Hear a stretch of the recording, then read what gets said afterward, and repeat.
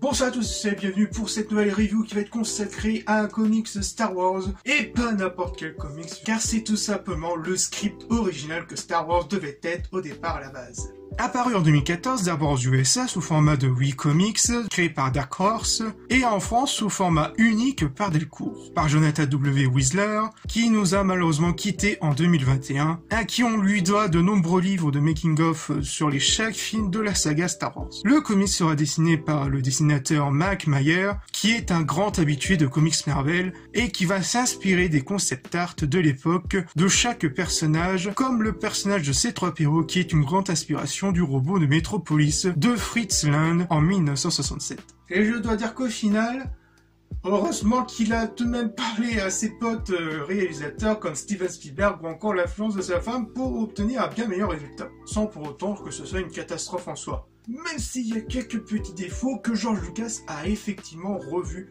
au fur et à mesure de son écriture du scénario. Cependant, il y a aussi le niveau budgétaire, car oui, vu la représentation en format comics, je dois dire qu'au niveau effets spéciaux de l'époque, ça semblait être impossible, voire même beaucoup trop coûteux. Et que si ça aurait été fait, je dois dire que le récit ne serait pas à la hauteur que sera le script tel qu'on le connaît. Et qu'on n'aurait pas ce genre de renouveau du récit du scénario du héros. Dans cette version du script original, on est plutôt parti sur un gros mix des inspirations que George Lucas avait eu, comme Dune ou encore Flash Gordon, avec un bon nombre de personnages qui manquent un peu plus de profondeur ou encore d'intrigues amoureux rapidement expédiées entre Anakin et Leia, ou encore d'autres retournements de situation, comme sans trop spoiler le changement de camp d'un personnage bien particulier qui arrive comme un cheveu sous la soupe. Cependant, le récit se laisse lire avec une réécriture de Jonathan W. Wiesler et du dessinateur Mike Mayer, qui nous offre toutefois une assez bonne aventure issue du script original de George Lucas. On ressent tout de même le potentiel créatif et imaginatif de George Lucas à travers cette œuvre, et notamment de ce premier script pour Star Wars. Et que c'est pas plus mal, comme je l'ai dit, que ses amis et aussi sa femme aient aussi un bon influence assez positif sur la réécriture, mais aussi au niveau de ses recherches qui vont un peu plus approfondir sur la réécriture et de ce nouveau récit narratif de la mythologie du héros. Bref, et que si vous voulez vous la procurer, vous la trouverez sur Amazon pour un prix environ 37 €.